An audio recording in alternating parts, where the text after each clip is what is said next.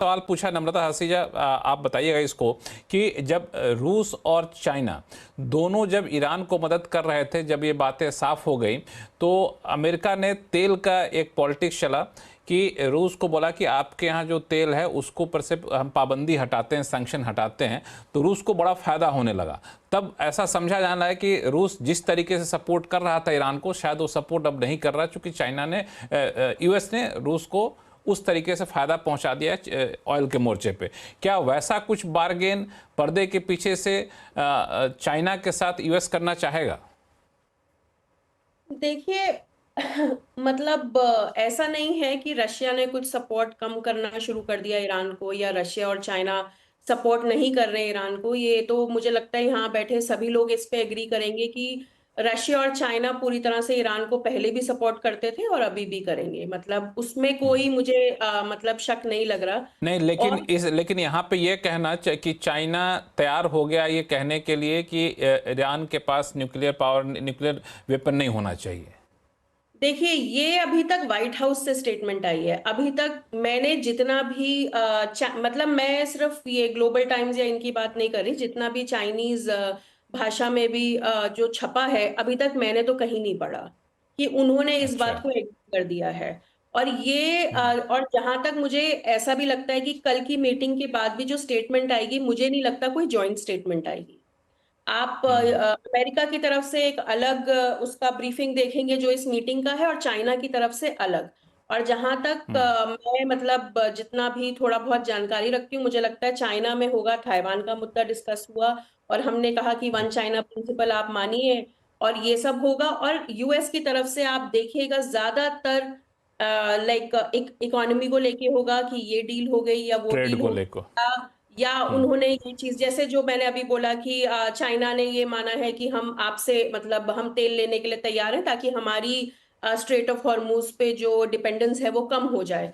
तो जहां, तो मुझे यही लगता है ऐसी कोई जॉइंट स्टेटमेंट तो नहीं आएगी जहां पे दोनों ये कहेंगे कि हमने ये डिस्कस किया ताइवान पे।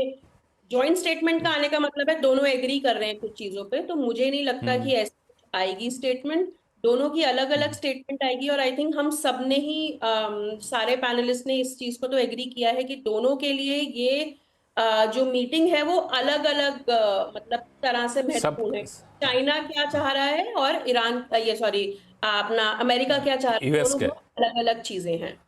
तो मुझे सब मतलब मैं मुझे नहीं लगता। जी। सब अपने अपने कंस्टिट्यूएंसी को एक तरह से संबोधित करते हुए दिखेंगे जब ये बयान आएगा।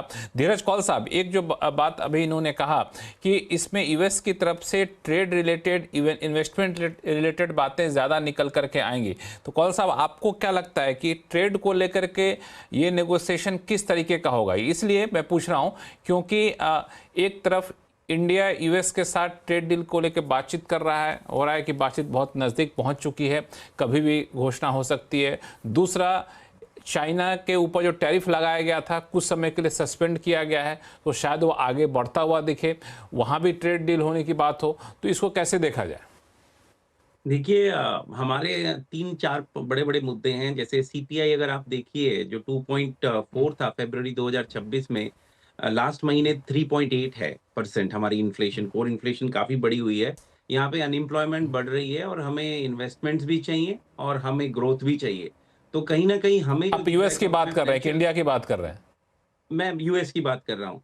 तो अच्छा, जो हाँ। मुझे क्लियरली दिख रहा है वो ये दिख रहा है कि डेफिनेटली ट्रेड हमें बढ़ाना पड़ेगा, और इस पे दोनों ने एग्रीमेंट दिया है कि ये समय म्यूचुअल ट्रेड बेनिफिट का है। हम मिलके पार्टनर्स बने और कन्फ्लिक्ट में ना जाएं।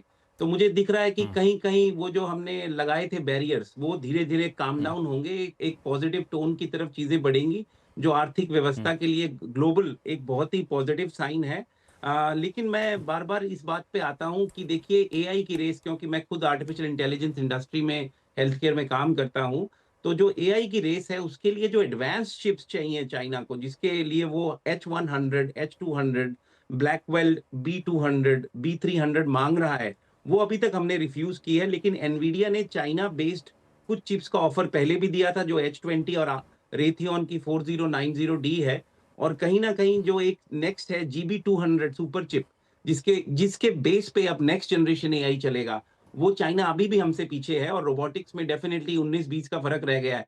लेकिन चाइना को भी दिख रहा है, वहां पर भी फाइनेंशियल क्राइसिस की कुछ कुछ चीजें, पैरामीटर्स हमें निकल के दिखाई दे रहे हैं, अनएम्प्लॉयमेंट बढ़ रही है। तो कहीं ना कहीं ग्लोबल ग्रोथ के लिए बहुत जरूरी है कि यूएस और चाइना साथ आए। लेकिन जो ट्रस्ट डेफिसिट बिल्ट हुआ है, जिसके ऊपर मैं बार बार रिपीट करता हूं कि ट्रंप जीत कर भी आए, उन्होंने बहुत स्विंग वोटर्स में, पहले पेंसिल्वेनिया में था, ये बहुत बड़ा मुद्दा था कि हम चाइनीज पे बिल्कुल ट्रस्ट नहीं कर सकते, कैसे उनके बलून्स हमारे ऊपर उड़ रहे हैं, कैसे वो हमारे बिगेस्ट एनिमी है। तो ये मुझे नहीं लगता कि एक मीटिंग में शांत होगा, लेकिन फर्स्ट मीटिंग में डेफिनेटली नीचे गया है।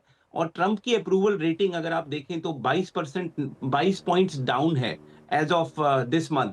और कहीं ना कहीं चाइना की जो विजिट देखी जा रही है, इस बारी की विजिट, इस टाइम अमेरिकन रेटिंग उन्हें डिसअप्रूव कर रही है कि कहीं ना कहीं पोजीशन ऑफ वीकनेस की ये एक मीटिंग है, ये पोजीशन ऑफ स्ट्रेंथ की मीटिंग नहीं दिख रही, जो मुझे लगता है हिट करेगा। इसीलिए नरेश ट्रंप के कौशिक लिए साहब ने बहुत इस चीज को जरूरी है हाईलाइट किया। कि हाँ, कि वो मागा वोट बैंक, जो मागा वोट बैंक के सोयाबीन आप उठा लीजिए, आप हमारा मीट उठा लीजिए, उसके ऑर्डर्स यहाँ पर लेकर आए ताकि हम उसे एक्सपोर्ट कर सके और कहीं ना कहीं कुछ फेस सेविंग हो। लेकिन ईरान की जो सिचुएशन है अमेरिकन पॉलिटिक्स के अंदर, वो हर दिन खराब होती हुई उनकी इमेज दिख रही है और उनका सपोर्ट बड़ी धीरे धीरे ड्विंडल हो रहा है। इवन रिपब्लिकन पार्टी का जो मागा कोर वोटर बैंक है, एक महीने पहले 20% डाउन था, मतलब 80% सपोर्ट रह गया था, और जो पिछले हफ्ते की रिपोर्ट आई थिंक 72% ही बचा है।